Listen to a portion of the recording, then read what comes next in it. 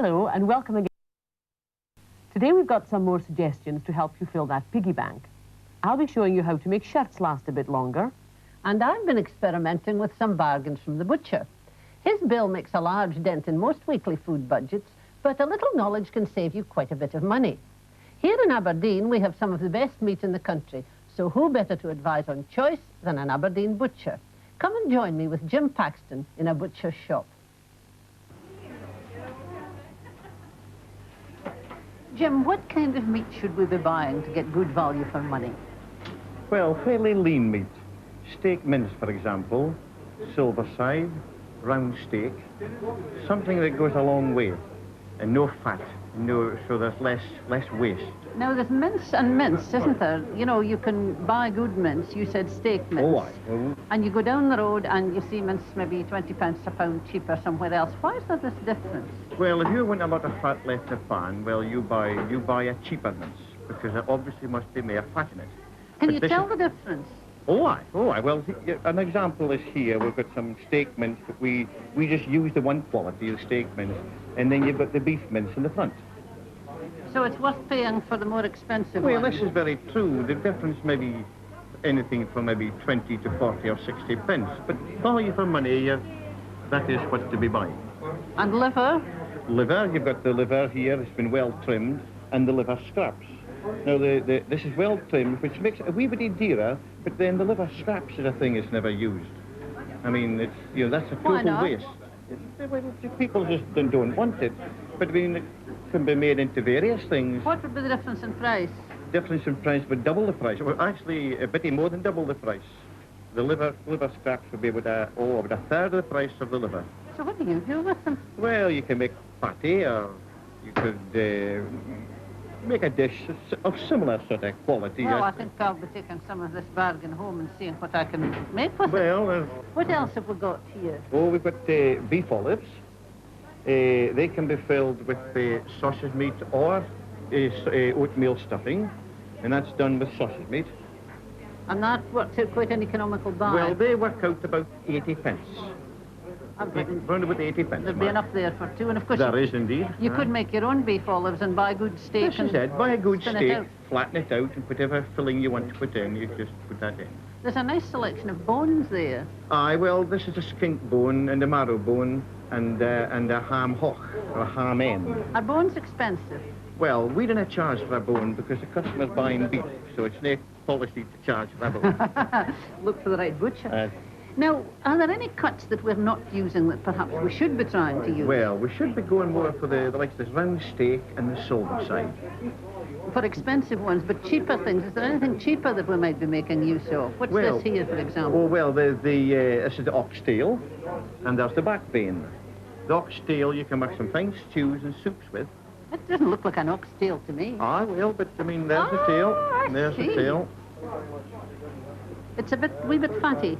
Well, it tends to be, but the fat goes away in the cooking. And it's sort of... Do you sell a lot of oxtail? Nay, as much as we should do. Oh, well, that's something for us to be looking for. And there's the back vein for stews. That's very nicely sliced and stewed with liver. That's a complete mystery to me. I've never heard of it. Liver and kidney stewed in together. Or you could stuff the whole back vein with oatmeal or sausage meat, and that's a nice roast for the weekend. But it needs a slow kind of cooking. It's for slow cooking. It really is the slow cooking. Most of the cheaper cuts are. Well, this is true. And I think I recognise a heart there. Aye, this is an ox heart. Again, this is not used as much as it ought to be. There's the heart. It's very handy for stuffing. We wouldn't have cut it so much if you was going to stuff it. But a lot of people do stew it. No, there's no fat on that. But wouldn't it be awfully tough? I mean, a heart's got to work awful hard. No, this is true. But I mean, if it's well stewed, it certainly wouldn't be tough. So back to this long, slow cooking I'm afraid again. I think there's tendency for quickness nowadays. This is consequently the reason they go for the quick fry steaks. And you have to pay for it. I'm afraid What's this? It's the breast of lamb. Again, this isn't used as much as it ought to be for stuffing. We'll have the butcher to bone it out for you, and you can have it stuffed. Again, with whatever filling you want. Would there be a risk of that being fatty? Well, there is a tendency for it. But again, if you get it stuffed, and the slow cooking takes away a lot of the fat. So let it cool and skim off. That's it. And again, have it cool when you cut it, because if you cut it and it's hot, you then get the same nice slices of it. When it comes to buying meat, Jim, what should we be looking for in the meat itself? Looking for leanness and a nice marbled beef, like the silver side. That has a nice marbling effect. The marvelous fat in it. It's a slight streak that goes through, and it looks like fat, but in actual fact, it's not fatty. It's not a fatty beef. Yes. How can you get the best advice on buying meat? I think by trusting your butcher. Once you've got a butcher you feel you can trust, he's certainly not going to give you a bad buy, because you've got to come to him every week. And if you can do that, then he'll certainly value your custom, and he'll certainly look after you. We certainly do here. I'm sure you do. Muriel will be showing you how to cook some of Jim's recommendations later in the program. Now, if your household is anything like mine, there will be a few of these around, worn collars, but the rest of the shirt perfect. Shirt repairs were a skill of Grandma's day, but it's one that's worth reviving if cash is running short. New shirts are expensive, and you can get months of wear from ones like these. It's not as difficult as you might expect either. First of all, have a look at the shirt collar, and there are two sorts. One sort is where the collar and the neckband are all in one, and the whole piece would have to be removed for turning. The second kind is where there is a seam at the end of the collar, and the neckband is separate. For this, you would only have to remove the collar. Right, let's start by removing the collar and neckband of this one. You simply take out the stitching. I like to use this little instrument. It's called a quick unpick, and it is very quick just for that purpose, for unpicking bits of stitching you don't want. And it's quite easy just to get the blade underneath and to run it along the seam. And once you've done that, you can sometimes get your nail in, and then it's quite easy to start pulling it off. The threads are often quite worn, and you can get the whole collar off in that way. To save time taking this one off, I already have taken a collar off another shirt. So here we are. This is the right side of the collar. As you can see, it's quite smooth, but it's badly worn. When you turn it to the wrong side, it's very much more crumpled, because the wrong side of a collar isn't bonded to the interfacing. There's always an interfacing, and therefore it wouldn't look too smart to put that on the outside. But we're going to try and do something about that. You'll find also that there are stays in the corner, little bits of plastic which are stitched at the corners and keep the point in place. So if you pull that and simply cut it off, do that to both sides, because this is going to be the top edge of the collar. Other side you would do in the same way, and then to get it really smooth, I'm going to use the same webbing, same sort of webbing I used last week when I was taking up a hem. I'm going to cut two pieces. I have to put a little point at the corner, cut it to there, and I'm only putting the webbing, I'm only putting the webbing at the corners, not in the center of the collar, and then you have to push it into the corner and press it. Now, once again, this little unpick is quite useful to get a hold of the corner, push it in as far down as you can. You hold it with your finger. That's right, that's one in place. And then the second one. That's right. Now I've got the two pieces of webbing there. To fix them, just a press with a damp cloth and a hot iron. And that bonds the underside as was to the interfacing, and we should see a difference. And just dry it off. Now, perhaps you can see the difference. This is the side which is bonded. It's very smooth, but the other side is still crumpled. So you do that to both sides of the collar, and then it's ready to put back on the shirt. Now, we'll pretend we have done the other one, and I'll show you. Fixing it back on the shirt is really quite simple. Make sure you put it back the right way. This is now our new outside. That's it. And you simply open the gap, put the edge of the shirt inside it, and you know exactly how far to put it down, because you take it to where the stitching was before. It's usually about 1/4 of an inch. Pop that inside and pin it.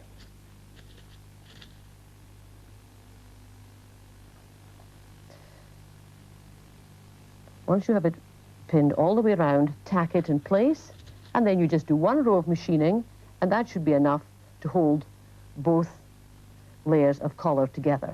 If you don't have a sewing machine of your own, then you could take it to the tacking stage and then ask a friend if she would run it around with the machine and give you the finished edge.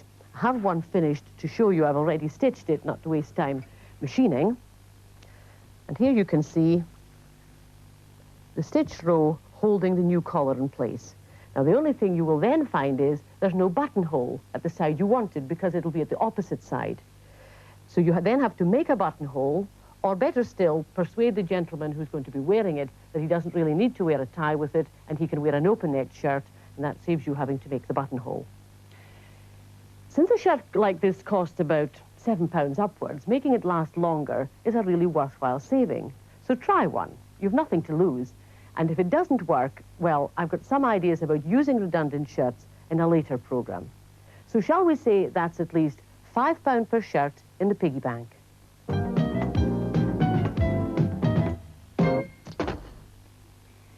Well, I made some purchases based on Jim's suggestions, and I've been doing some cooking. So let me share the results with you. First of all, those liver scraps seemed a real bargain, so I started with them. The best cooking method for pieces like these is stewing, which sounds a bit dull, but it's the basis of lots of really interesting dishes. Now, to prepare the liver for stewing, you must first of all trim it and cut off any of these bits of skin and cut it into small, even-sized blocks about the size of these. These bits here you can give the cat, if you happen to have one. But this kind of thing you would want to discard, these little skinny bits. Now, the easiest way of flouring the liver for stewing is to drop it into a polythene bag. It saves a lot of mess in the kitchen, and it saves making a lot of mess with your fingers. Just shake it around like that. Good way of coating fish, too. And there are the pieces of liver ready for the next stage. Here we are, all nicely coated with seasoned flour. Now, they're ready for the next stage, and I've already tried to save a little bit of time by frying some onion to a nice golden brown colour. This is the basis of a good stew. Nicely fried onion. Be careful you don't get any black bits, because they give a nasty bitter taste, but there you've got good colour and you'll have a lovely flavour. I've also got the liver, which was coated with flour, as you saw, fried, and it too has got a nice brown colouring. The flour will help to thicken the gravy. You'll notice too that I've got a good pan here. This is another important thing for a good result in cooking. These pans are very versatile, quite expensive at around £14, but you'll save the money because things won't burn and stick in them. It's a good thick base, and it has a non-stick finish, which is why I'm using a wooden spoon here. Now, when the liver is fried, add the onions, and we're now going to add liquid and vegetables. This is the basis of any good stew, whether you're making a stew with chicken, liver, with the heart, or the oxtail, or even the back vein. And what you add depends on your purse and your taste. For an ordinary family meal, you could add carrot and turnip and just water. Stock is better, and I'm going to add a little stock here, because I'm also adding a can of chopped tomatoes.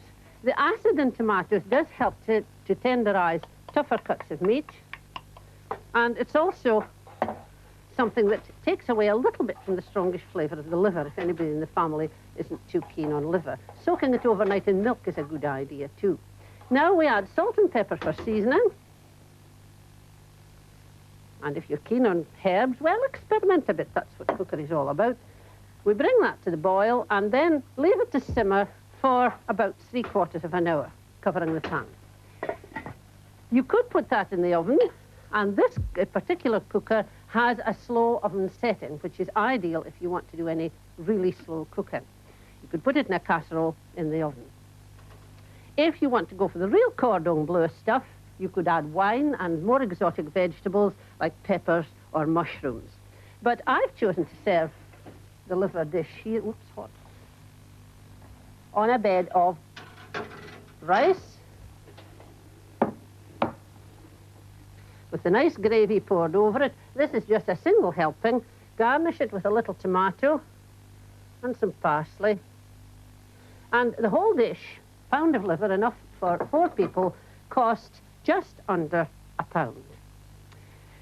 Now, the next thing I tried was the oxtail, and I treated it in exactly the same way, by frying it, by frying the onion and adding stock and vegetables. And I've chosen to cook it in a slow cooker. This has been on for about 7 hours, and since it uses the same amount of electricity as a light bulb, it has cost only a matter of a few pence.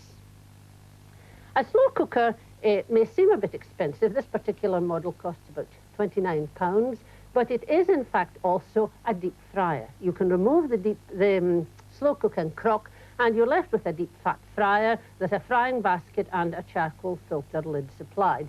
So you've got 2 appliances for the price of 1. You can cook lots of things in the slow cooker and it will help you to cut your fuel bills. You could, of course, cook the oxtail equally well in a pan on the stove, simmering it, or a casserole in the oven, and it will take then around about 3 hours. You can get a smaller size of slow cooker too, incidentally. Now, here I've got one of the pieces of oxtail. I've used quite a lot of liquid here because I'm going to make soup. And here's what you want to do with the oxtail. It depends, actually, how you're going to treat it when you're finished. If you want to make a stew, get it all cleaned away from the bone, discard the fat and the spinal bone, which you can see there. You can see it is quite fatty, but you can cut that all away, and there's all the lovely meat.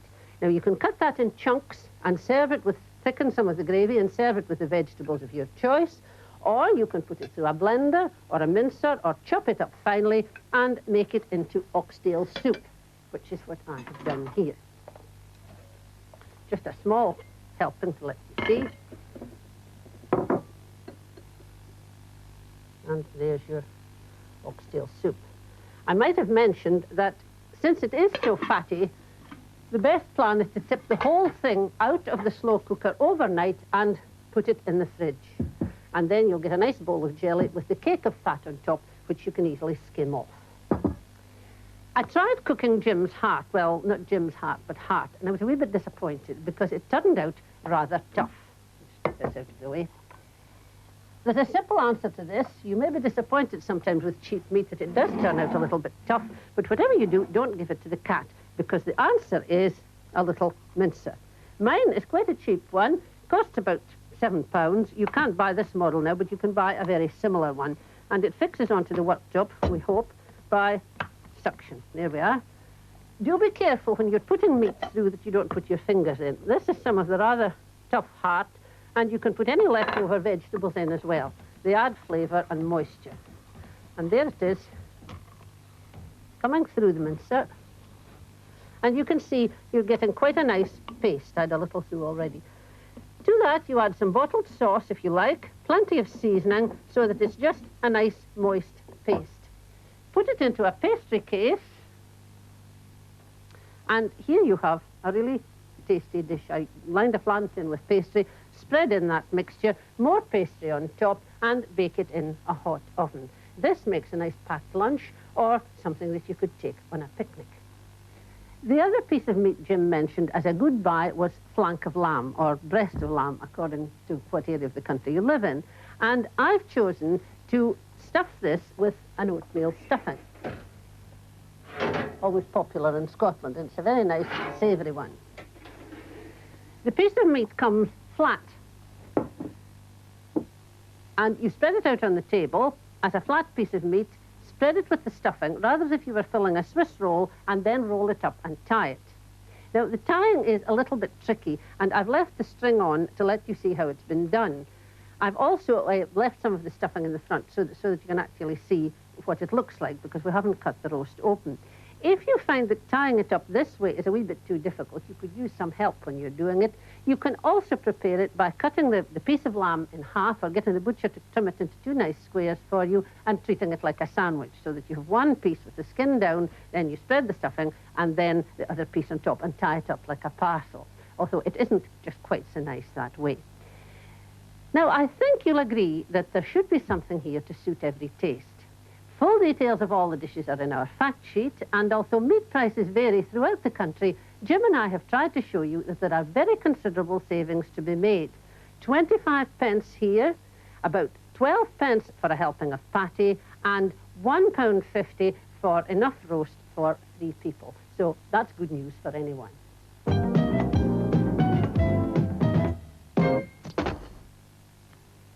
Having sorted out the shirts, perhaps it's worth taking a look at repairs to trousers and jackets.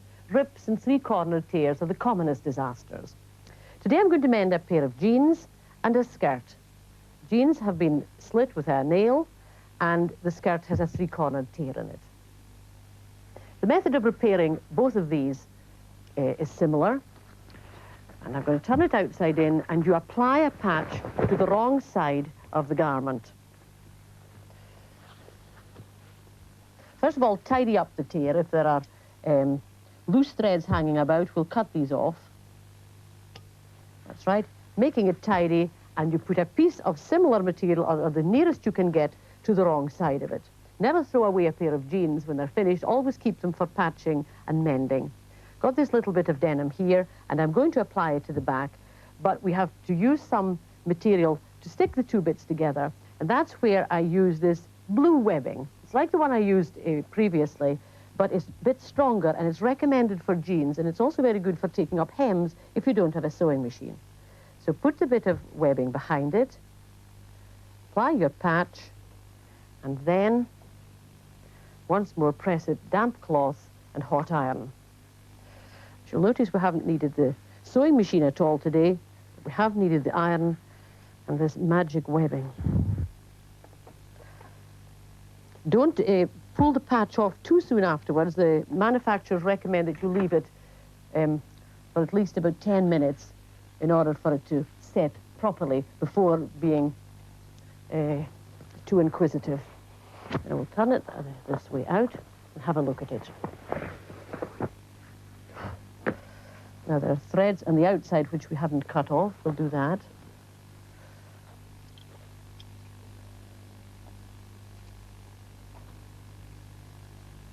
There we are. Now we'll leave that to firm, and that's the jeans repair done.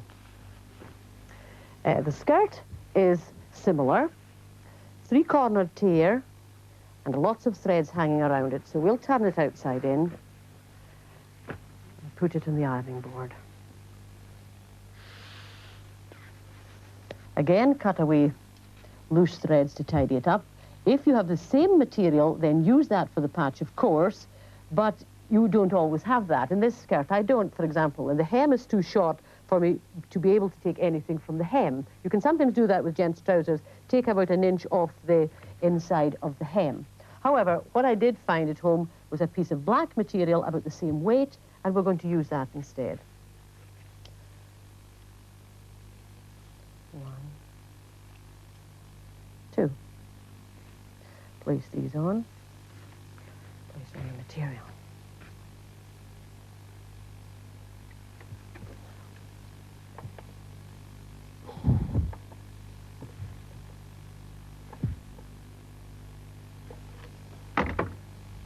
There we are. It's held in place. And we hope when we turn it over that we can't see it. It's so invisible. Here we are. This is the place it is. It's quite good. Remember, if a garment gets torn, it's not the end of its life. A professional repair would cost at least £2. So let's say on these 2 repairs, we've saved £4.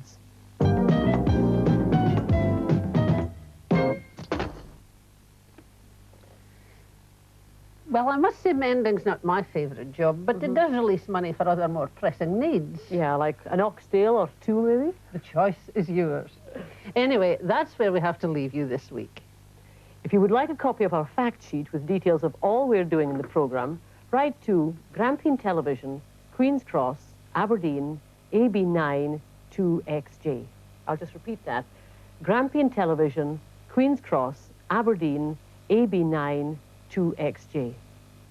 The fact sheets, as you can see, are fairly large, so please send a foolscap envelope bearing your name and address and with an 18p stamp. Next time, we'll be looking at second-hand furniture and getting into the dye pots. Join us then.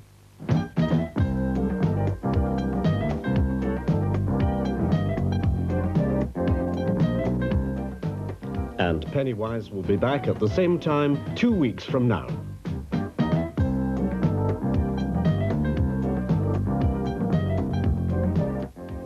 And also our apologies about the poor sound quality during that programme. Hopefully it didn't spoil your enjoyment of it too much.